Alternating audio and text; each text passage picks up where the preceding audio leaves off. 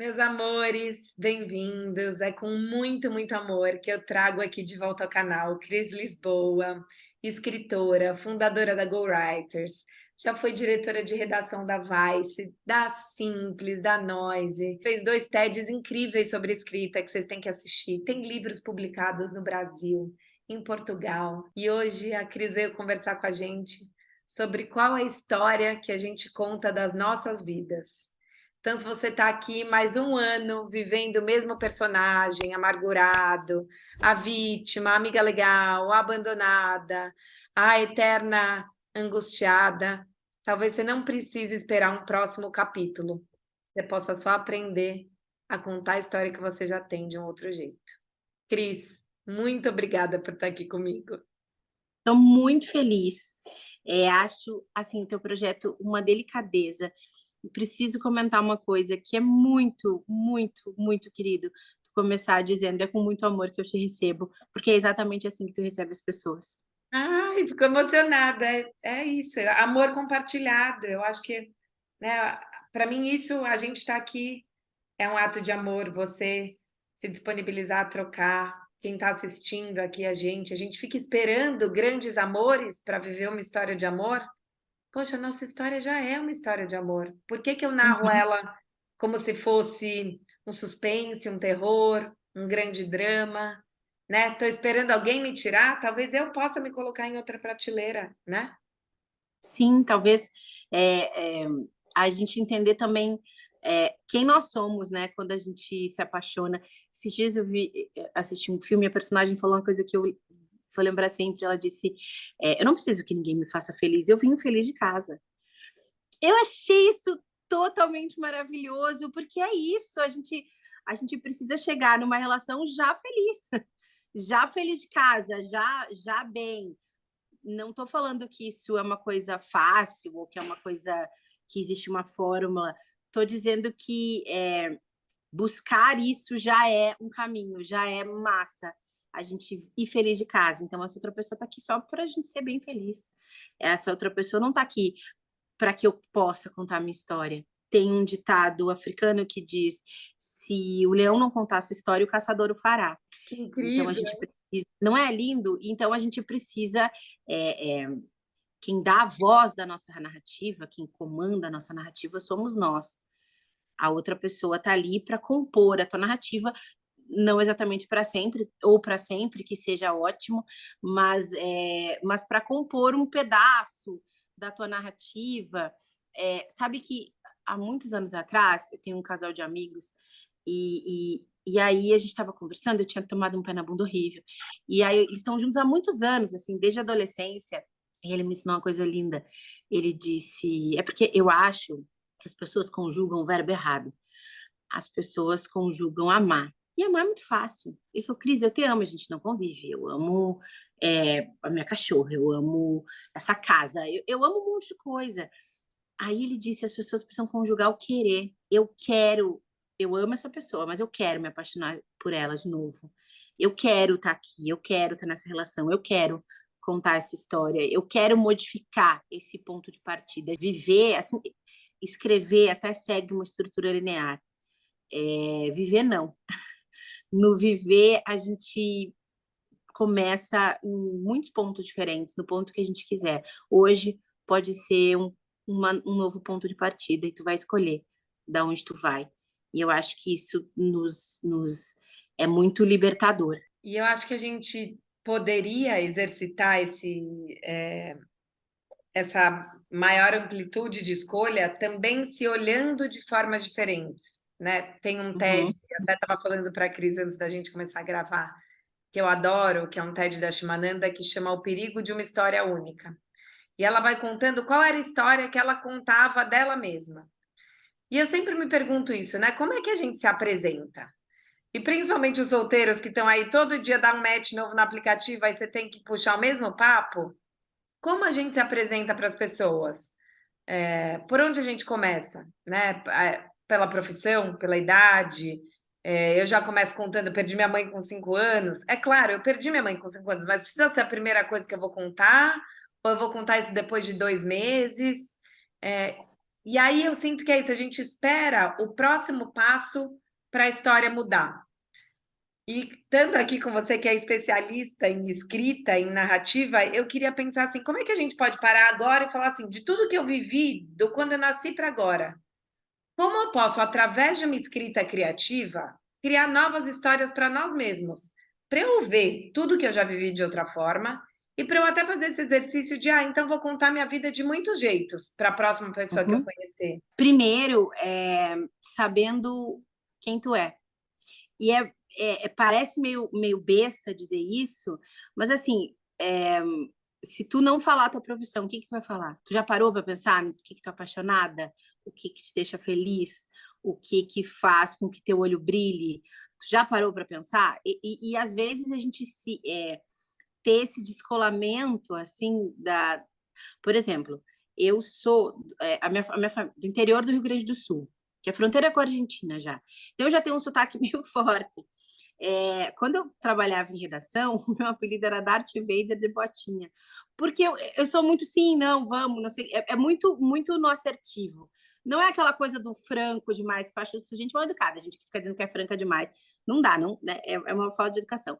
Mas é mais no assertivo. E aí, esses dias eu fui falar alguma coisa, eu falei, não, porque às vezes eu pareço meio grossa. Uma amiga minha falou, não. Ela falou, tu não parece. Eu tinha essa de quando eu era muito jovem, eu fui chefe muito jovem e tal, e eu tinha uma coisa mais dura, que foi suavizando com o tempo e eu não percebi que suavizou. Eu estava acreditando numa narrativa tão antiga porque eu não tinha parado para pensar agora, mas quem sou eu agora? Qual a idade que eu tenho com os os meus medos de agora, as minhas alegrias de agora. Talvez perguntassem como tu te apresentaria sem ser a tua profissão, o que tu ama, o que te faz feliz. Estou repetindo porque acredito que seja isso, que seja uma ótima. E aí eu sei que às vezes a gente pensa, mas a pessoa não vai querer saber disso, mas a pessoa vai querer saber do quê? Do que uma pessoa quer saber? A minha avó, Odila, tem uma frase maravilhosa, ela diz, né? Quem muito muda, pouco agrada. Eu acho isso maravilhoso. É muito. E o tempo, se a gente pensar nas relações amorosas, a gente está o tempo inteiro mudando para tentar agradar uma pessoa que a gente mal conhece, né? É muito essa lógica de, não, então deixa, a pessoa falou que gosta de cinema francês, eu vou falar de cinema francês. Imagina que eu vou contar que eu tô louca para assistir o BBB, ela vai me achar uma pessoa fútil. Só que você pode gostar de cinema francês e do BBB, e Não tem pode ser que problema. você, né? É, é ver esses nossos muitos lados. E você falou isso do ser grossa, eu pensei como às vezes a gente também pega emprestado olhares dos outros para a gente que não somos nós. Às vezes sei lá, um pai, uma mãe que falaram, mas você é muito sensível. E daí você acha que isso é um problema. E, putz, que legal que eu sou sensível. Mas a gente já se apresenta quase que pedindo desculpas por ser assim, querendo esconder o ser assim, né? E presa numa narrativa de que isso é um defeito. Eu vejo que muitos de nós temos narrativas muito limitantes e autodepreciativas da nossa própria jornada, você não sente? Sinto, e é bem isso, assim, que tu falou da gente ir acreditando numa outra pessoa. Sabe que eu vou lançar um livro, ele ainda tá sem título, e é um livro sobre a minha tia-avó, ela era gêmea com a minha outra tia-avó. E ela tinha uma mancha no rosto, que é uma mancha vermelha. Muitas pessoas que eu conheço têm, e tem maquiagem, mas isso há 50, 60 anos atrás, 70 anos atrás. E aí tinha no gêmeas, uma com a mancha, uma sem a mancha. Quando ela tinha 16 anos, ela se apaixonou por um rapaz da escola, a escola que eu estudei no interior. E ele disse, adolescente, né? Disse: se eu for namorar com uma delas, eu vou namorar com a sem mancha. E ela entrou em casa e nunca mais saiu. Nunca mais saiu, nunca mais. Quando minha tia-avó, quando eu nasci, ela já era uma senhorinha, né? E aí, depois que ela faleceu, sempre foi, ela nunca, então assim, as noivas passavam lá e mostravam o vestido de noiva, ela participava, uma família enorme, a família do meu pai é muito grande, as crianças iam lá, ela fazia brinquedinho para as crianças, enfim, ela participava. Mas ela não saía de casa. Depois que ela faleceu, eu fui na casa dela, e aí me deu um clique. A casa dela era repleta de espelho. ela passou a vida inteira se enxergando, e ela era muito bonita, só que ela tinha aquela mãe, que era interessantíssima, e ela passou a vida inteira se olhando, e se olhando, se olhando, e eu demorei acho que 10 anos pensando nessa história, qual era o tom dessa história. E aí, por que que eu tô contando isso aqui, né, nessa conversa? Porque eu só consegui escrever esse livro no momento que eu entendi que era a história, não era essa história. A história era o que que tu faz com que as pessoas falam sobre quem tu é. Essa pessoa tem essa impressão. E aí tu acredita nela ou tu reflete? Porque às vezes as pessoas têm, né, falam alguma coisa, talvez façam sentido, bata aqui, bata ali. Mas num contexto geral, quem tu é quando as pessoas não estão olhando, ou quem tu é quando tu tá muito confortável. Talvez o amor seja isso, né? Tu ficar confortável com essa pessoa, confortável sendo quem tu é. Então, assim, não gosto de fazer escalada. Pode ir lá. Sabe meio isso? Sem medo que a pessoa vá deixar de gostar de ti porque tu não gosta de escalada e gosta do BBB, ou porque tu não gosta de cinema francês, prefere o Almodóvar, ou o que quer que seja. Talvez seja um aprender, ou nessa coisa que a gente estava conversando sobre reconstrução do mundo, de entender que as pessoas nos amam mesmo quando a gente acha que não merece. É lindo isso. E você estava falando do homem que falou, né? Eu quero a sem mancha. E eu pensei isso, o quanto isso pauta a nossa vida e a gente vai se apequenando porque fica preso nesse lugar. E eu fazia um exercício com os meus alunos deles se apresentarem uns para os outros de outras formas também, do eu sou isso e também. Porque eu fico Uhum, pensando que às vezes a gente romantiza essa virada de página, a história da minha vida vai mudar, ou quando aparecer alguém, um fator externo, né? Quando aparecer o cara da vida, quando eu ganhar aquele emprego dos sonhos, quando eu comprar o meu apartamento. Então, tem um grande fator externo, ou quando eu superar esse traço que eu acho que não é digno de ser amado, quando eu não for mais medrosa, quando eu esconder minha mancha. Então, eu não posso ser bonita e ter a mancha. Eu não posso ser insegura e corajosa. E, na verdade, nós somos. Então, acho que exercitar essas novas histórias da nossa vida não é esperar deixar de ter medo para entender que você também pode ser corajosa, que você também pode ser criativa, que você também pode ser inventiva. É entender, eu sou medrosa, sou insegura e também exercitar esses es. que lindo isso, é verdade. Eu também. É porque tu pode ser corajosa e brilhante. Nada te impede e talvez seja às vezes também a gente perceber que talvez a gente esteja procurando uma coisa que a gente não quer mais, que também a grande qualidade que eu sempre quis num companheiro, numa companheira é força. Talvez tu já seja forte o suficiente. Talvez essa pessoa precise ser doce para te dar uma doçadinha. Às vezes a gente ia acreditando em narrativas que foram construídas às vezes por nós e a gente muda porque, né? Esse é o andar da carruagem, a gente muda mesmo. E aí a gente vive numa sociedade que não nos convida na reflexão. As pessoas ficam falando muito sobre autoconhecimento, que eu acho importantíssimo. A minha irmã tem um projeto incrível que chama Auto Saber, que é sobre pesquisa de bem-estar emocional, mas também existe uma questão, e a gente conversa muito aqui em casa sobre isso, a Fernandinha e eu, sobre o fato de que tu tá numa busca para te tornar uma pessoa melhor, para te conhecer, tu não pode sair pisando nas outras pessoas. Se o teu caminho passa por cima das outras pessoas, tem alguma coisa que tu precisa desviar. Às vezes a gente entra toma umas doses a mais do Cuidex de si e a gente acaba não enxergando mais ninguém. Eu vou, tô no meu processo, tô no meu caminho, tô não sei. Não dá para passar assim como trator. Vamos numa relax, numa tranquila, numa boa. Total. E até poder falar todo o meu processo de uma forma mais gentil. E não é isso, estou no meu processo, vou te atropelar.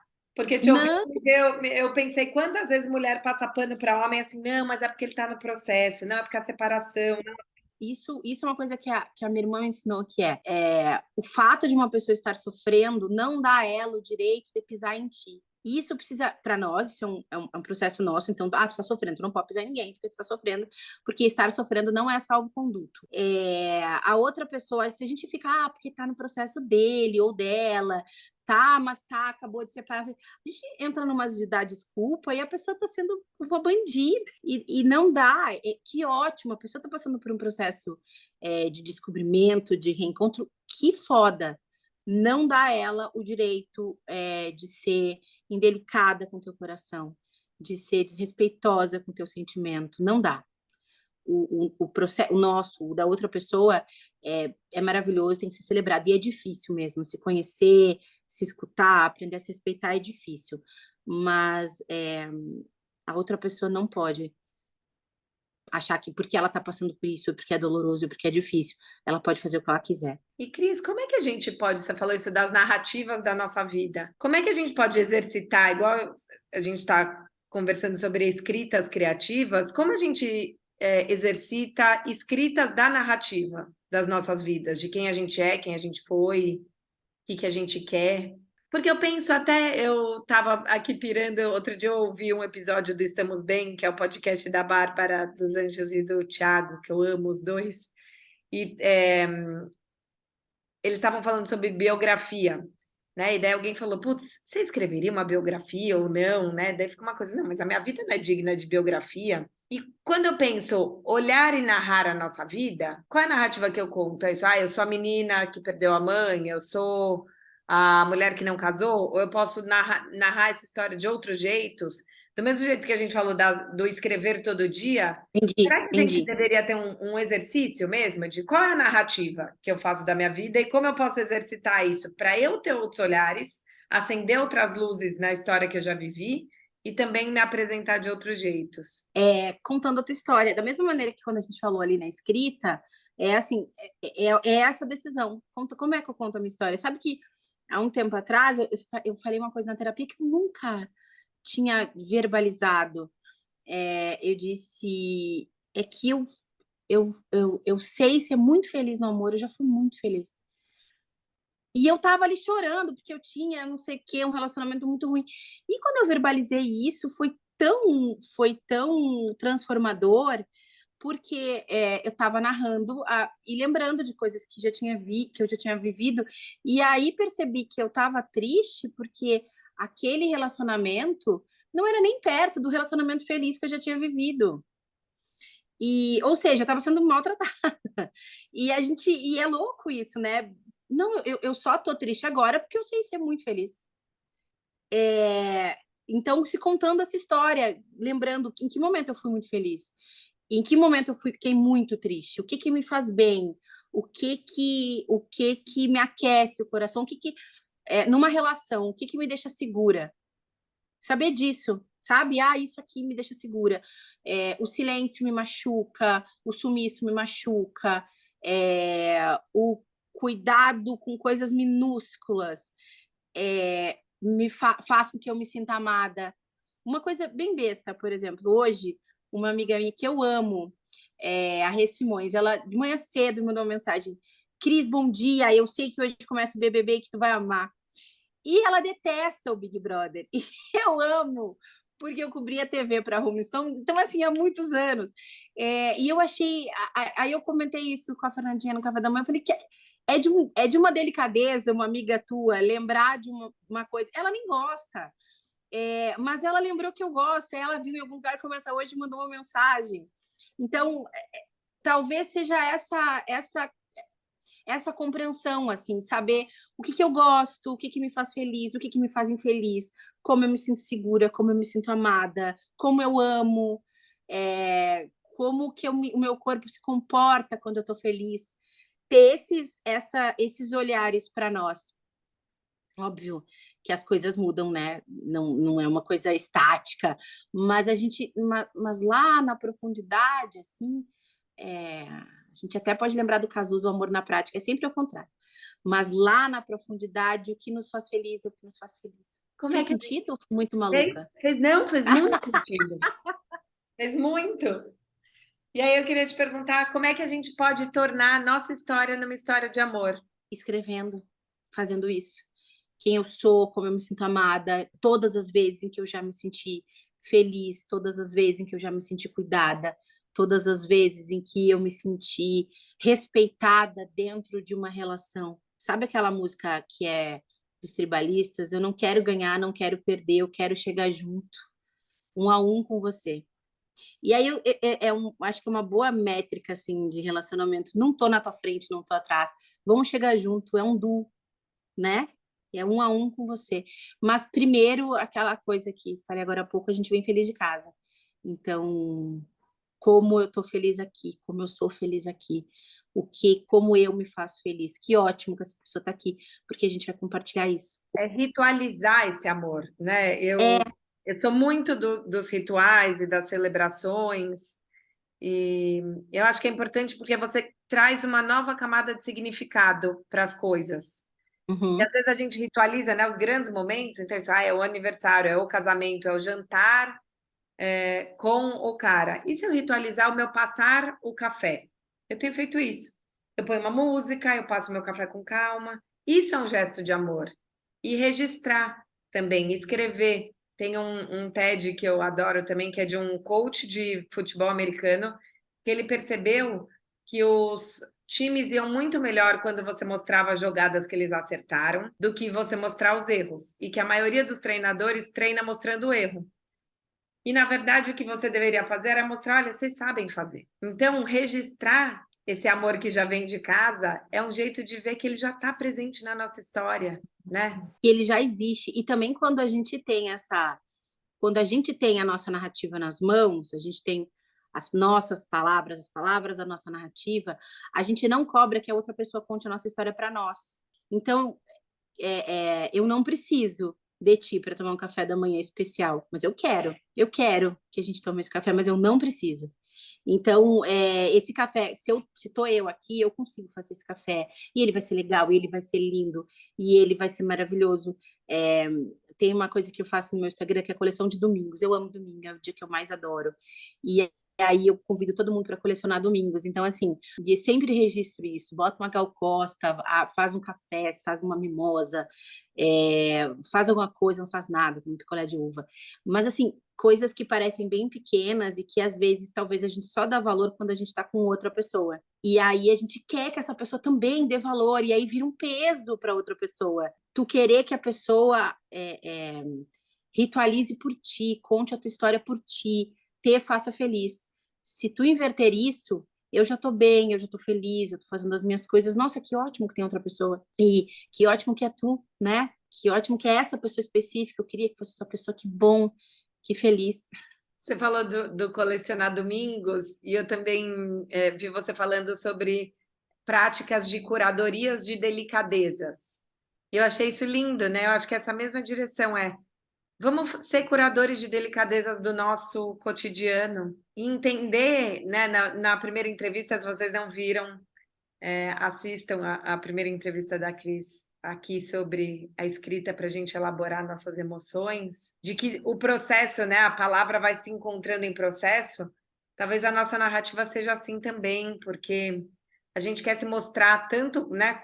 Ou justificar tudo que aconteceu, né? Tem uma coisa que eu odeio que é você sai com alguém, a pessoa pergunta, mas você está solteira há tanto tempo, por quê? Tem que justificar. Quem que pergunta isso? Puta, muita gente, sabia? É uma loucura. E aí eu sinto que às vezes a gente já se defende, você quer justificar, eu sou assim porque eu sou. E trazer uma bula. A gente pode só ser assim e ser muitas coisas que não são coerentes entre si, né? Você acha que a gente praticar e resgatar a humanidade das palavras, que é um convite que você faz, que eu acho lindo, é um jeito da gente resgatar a nossa própria? Totalmente. A gente precisa. Lá na escola, falam muito sobre o fato de que quando a gente trabalha com escrita, a gente utiliza as palavras querendo utilizar as palavras. Então, por exemplo, quando alguém elogia uma mulher chamando ela de guerreira, é horrível, porque guerreira, gente, guerreira é a Xena, é a Xirra. Guerreira é uma pessoa que quer guerra, tu quer guerra. Eu, assim, juro, não conheço nenhuma mulher que queira guerra. Ser guerreira não é uma qualidade, porque guerreira é uma pessoa que quer guerra, é isso que tu quer. Quando a pessoa, sabe, utilizar as palavras. Então, se eu falo muito com as minhas amigas, eu te amo não é bom dia. e não é mesmo. A gente fala que ama quando a gente ama. A gente fala eu gosto de ti quando eu gosto. As palavras, a gente precisa parar de esvaziar as palavras. A gente precisa usar as palavras com os significados que ela tem. Eu tô te fazendo um carinho, eu tô te fazendo uma gentileza, eu tô muito obrigada pela tua delicadeza. Utilizar as palavras com o significado que elas têm e gostar do significado que elas têm. Então, quando falo para fazer um resgate da humanidade das palavras, é também para a gente ter essa compreensão profunda. Que palavras eu estou usando agora? Então, se gostei disso, gostei. Eu não estou fingindo por educação, sabe? Sim. E usar menos palavras autodepreciativas, né? Porque eu penso, a gente fala da gente mesmo com o superego tão latente e é tanta crítica, ou desculpa, ou defesa, falar para a gente mesmo de uma outra forma, de uma forma mais amorosa, também pode mudar a forma como a gente está hoje, né? Até no a Brené Brown fez o Atlas do Coração.